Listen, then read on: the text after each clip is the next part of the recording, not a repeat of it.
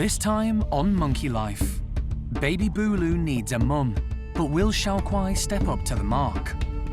You are conditioned to leave other people's babies alone. It can be really dangerous. Exciting news for woolly monkey Xingu. We've finally got our baby that we've been waiting for a very long time. And flirty Scarlet uses all her charms to try to woo boss Erico.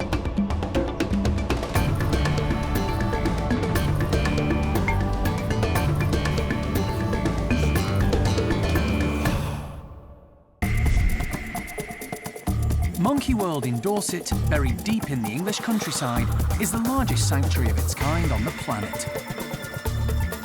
The team, led by Dr. Alison Cronin, rescues and rehabilitates abused and unwanted primates from all over the world. This is no done deal. I don't know if he's going to make it or not.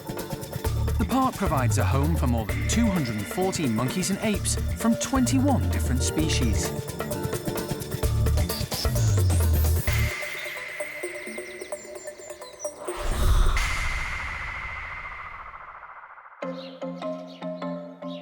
At the orang nursery, all eyes are on Hsiao-quai. Today, she'll be meeting a new baby orang who's just arrived from Budapest Zoo. The team are keeping their fingers crossed that her maternal instincts will kick in and she'll take him under her wing. Bulu Mata is only 3 months old. His mum tragically died a few days after he was born, and he's had to be hand-reared ever since. Yesterday, he and his keepers made the long journey from Hungary to Dorset because they believe Monkey World is the best place for him. The park has the European creche for orphaned orangutans, and the staff have years of experience in looking after babies. Hsiao-quai, for her part, is very experienced at bringing up youngsters. She has 2 children of her own, Kai and Jin, and she stepped into the breach when Awan's mum rejected her at birth and has taken on the little girl as her own. So the team are hoping she'll take a shine to Bulu too.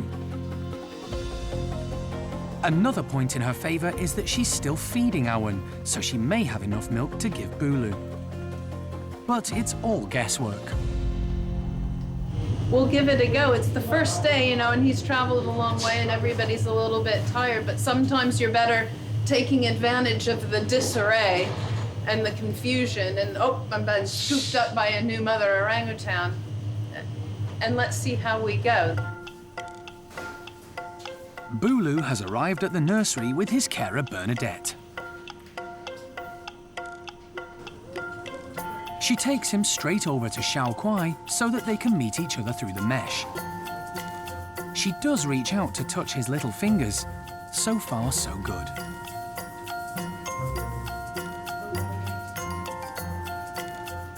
Bulu also gets the chance to say hello to Oshin and Sylvester while he's there. Hsiao-quai and Awan, who still spends a lot of time with her adoptive mum, watch with interest as Bulu is placed in the bedroom opposite them. The moment of truth. The team are all hoping Hsiao-quai will bundle the vulnerable little orang into her arms.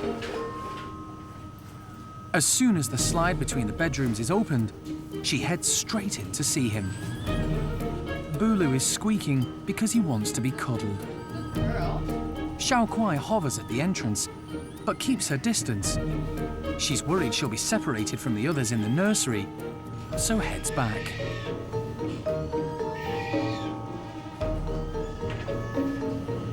There you go, an orange person. Yes, oh, it's all good again. Animal manager Jeremy comforts the little orang. So we bit the bullet. Ideal solution would have been for her to just swing into the room, scoop the baby up, hold him to her breast, and everything's done. But, that's not what happened. Things are going to take a little bit of time, and that's okay too. We've got all of the time in the world. Jeremy doesn't want to lose the momentum, so takes Bulu back over to Hsiao-quai. But he understands her reaction. You are conditioned to leave other people's babies alone. There is an instinct that says, do not mess with other people's babies. It can be really dangerous. Mum might have just put it down for a minute and she might be back. And incurring the wrath of a mother by messing about with this baby is not a good idea. So what Hsiao-quai did was good, was okay. We just give her some time. The team decides to make up a bed for Bulu in the tunnel between the 2 bedrooms, so he can be close to the others, and Hsiao-quai can come over when she feels ready.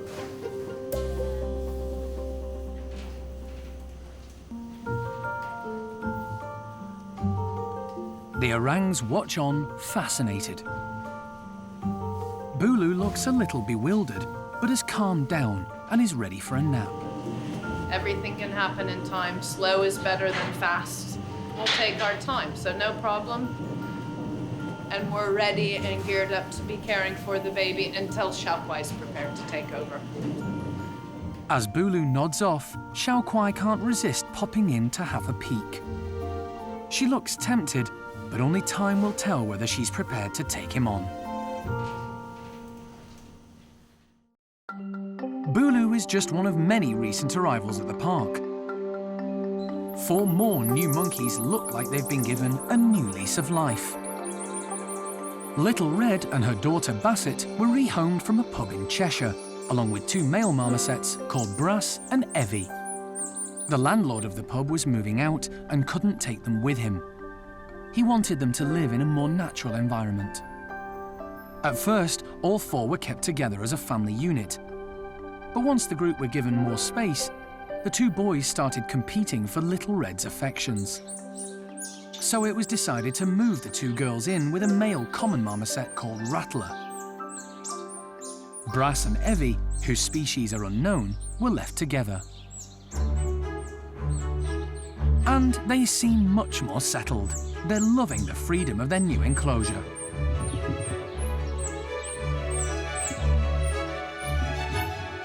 It's really good because it's got natural plants such as buddleia which attract insects, which makes up part of their diet.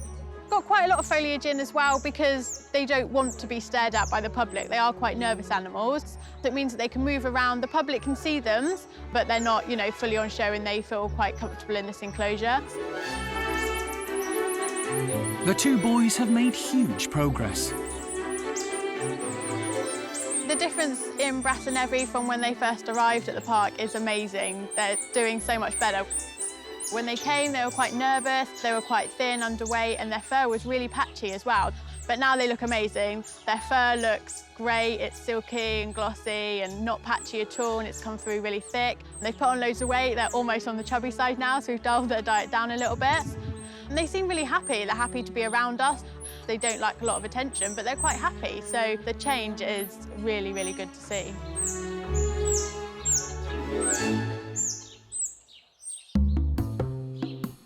Like the Cheshire marmosets, sometimes primates have to be split up because relationships within the group break down. Recently, Capuchin Erico had to be removed from Winslow's group because he'd been having a few issues with the leader. It's thought he was responsible for Winslow's gash, which landed him in hospital. He's now joined Sean's group and has actually taken over as the boss. Capuchins are the cleverest of all small monkeys, and today, Jenny's putting out a challenge for them. Pomegranates may not look tricky to handle, but the monkeys have never had whole ones before. They'll need to use their brains and their sharp teeth to get into them. Jenny's making it as difficult as possible.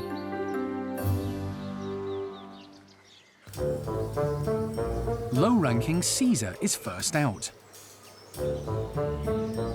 But his buddy Phoebe spots an easy picking before he has a chance to grab one. Ringo has managed to sink his teeth into a pomegranate, but is easily defeated. It seems that the low rankers in the group are getting the first shout at the fruit, which is unusual. Erico, it appears, has his mind on more important matters. Zoe is in season, and he's keen to impress her. He tries to play it cool,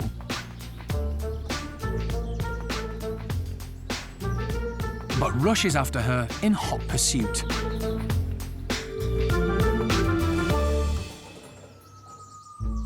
Erico's dad Archie, meanwhile, has his eyes firmly on the prize. While his son is chasing the ladies, he's going to tackle the hardest challenge of them all, the fruit in the hanging basket. But it's got the better of him. Marlowe's made his life much easier by picking one up from the floor. But old boy Archie isn't giving up without a fight. Capuchins have very nimble fingers, which allow them to easily grab hold of fruit like this. But how to get it out of the basket is the question. Beaten again, he spots one just below. Becky has now taken up the challenge, while Archie's perseverance has finally paid off. Back in the tunnel, Erico is still trying to woo Zoe, but getting nowhere. However, Zoe's departure has left the way clear for Scarlet, who's also in season and has her sights set on Erico.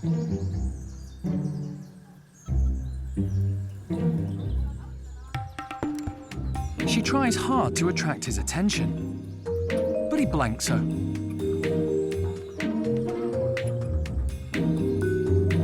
Undeterred, the bold Capuchin makes her move, but bottles it. It seems everyone has got what they want, apart from Scarlet. But she's tenacious and has noticed that Sean has joined Erico in the tunnel. Surely her luck must be in now.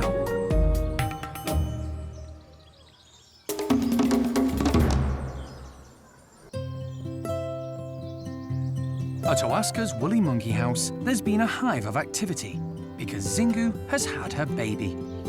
The newborn is just a few days old and seems to be thriving. The proud mum is taking it all in her stride and stepping up to the challenge. We've finally got our baby that we've been waiting for a very long time. Xingu has finally given birth. Both are doing fantastically well. Baby looks big and strong, and mum looks big and strong as well, so it's all good. The team is being extra vigilant as Xingu lost her first baby due to a congenital abnormality. One of the first things we look for is that it's gripping on tightly to mum. Any sign of weakness is obviously a sign that there's a bit of a problem there because it really should be gripping onto mum very, very tightly indeed. And it's doing that, so we're happy about that. And then the next thing we start to look for is whether it's suckling. It's Dad Oaska's second child, and he seems delighted. Any baby woolly is a welcome addition, as they're seriously endangered in captivity. But Oaska's offspring are particularly important because he was wild-caught, and he's therefore introducing a new and unrelated bloodline into the tiny captive population. Oscar is fantastic. He's always been a brilliant dad. We actually seen Oscar trying to play with it already. Obviously Xingu didn't allow that to happen, but he is sticking very close by to Xingu and the baby. He's making sure that both are okay. He keeps going over, having a little look, having a little sniff. Sometimes we've even seen him try to give it a little lick or a little snuffle. And yeah, very, very attentive and very protective. The team are keen to let Xingu do things her way, so for the time being, are taking a step back.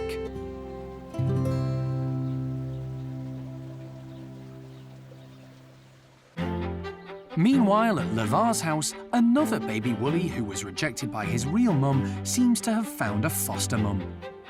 Kuna has taken Bueno Jr. under her wing.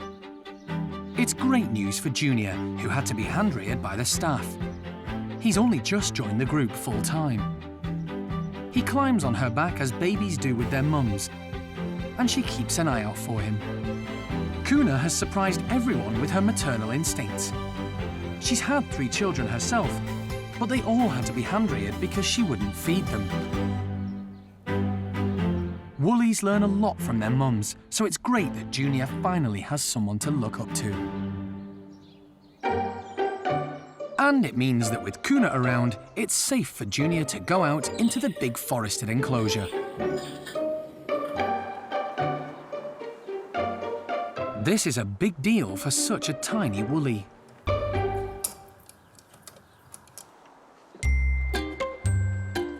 He pops out his head for a nervous first peek. Kuna sidles past him, and then he has to dodge the others, who come thick and fast. It's all a bit daunting, so he stays put. Until he sees Paquita, who's a bit overbearing. He quickly scrambles out of the tunnel and hides at the bottom of the fence. When the coast is clear, he makes his way back into the safety of the tunnel.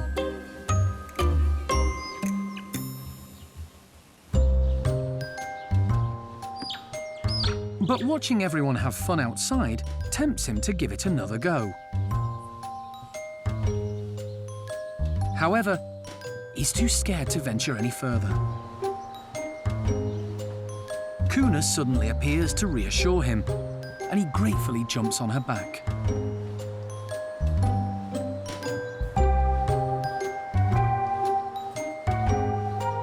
With Kuna by his side, he braves it again.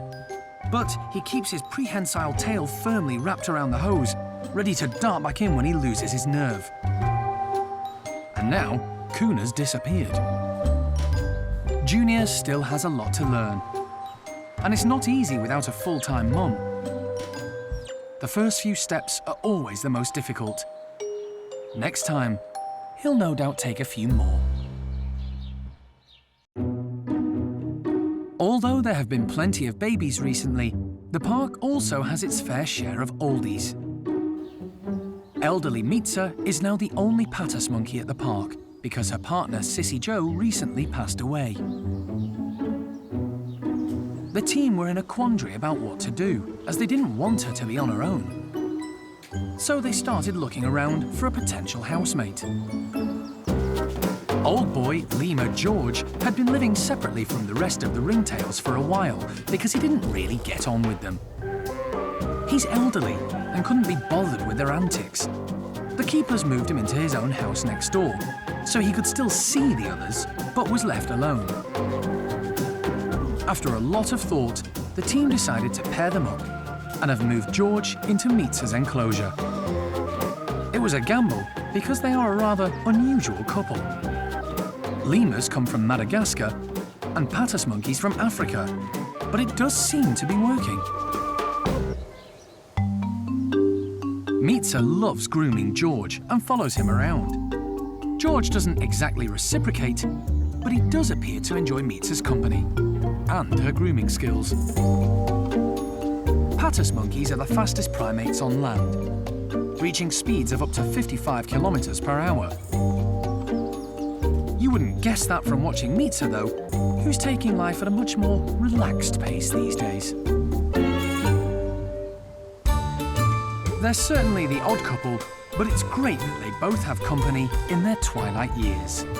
Mica has a much easier time with George than she did with her previous partner, Sissy Joe, who used to constantly tell her off. And George, well, he's probably grateful he's no longer being hounded by the younger ringtails.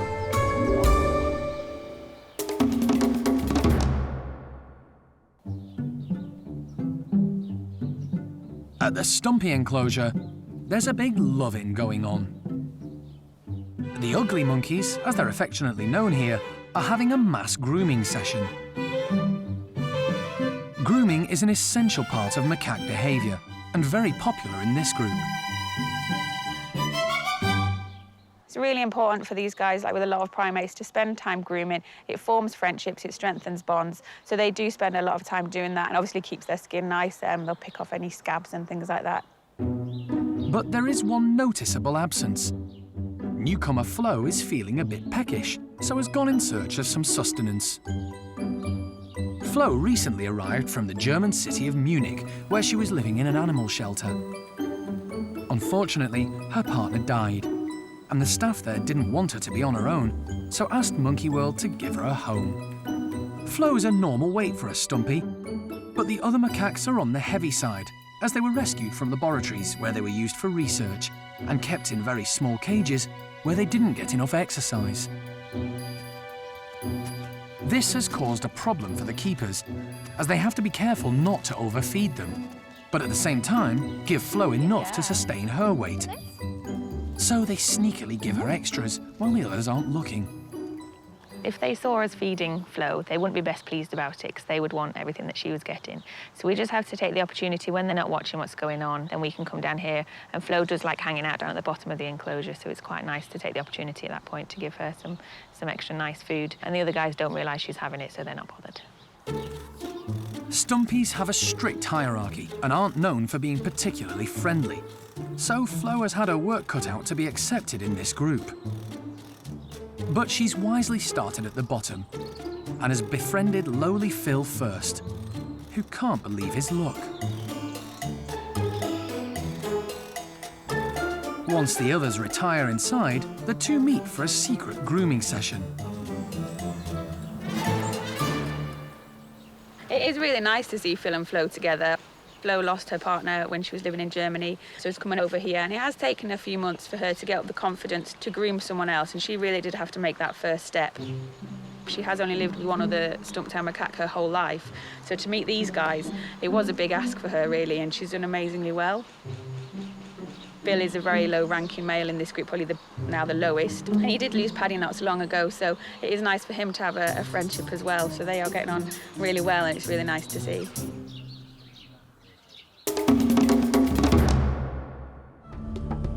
Next time on Monkey Life, a heartbreaking decision for the team when Bart's mum Susie is taken to the hospital. It looks to me as if she may have a heart problem. And the keepers take over the care of baby Bulu.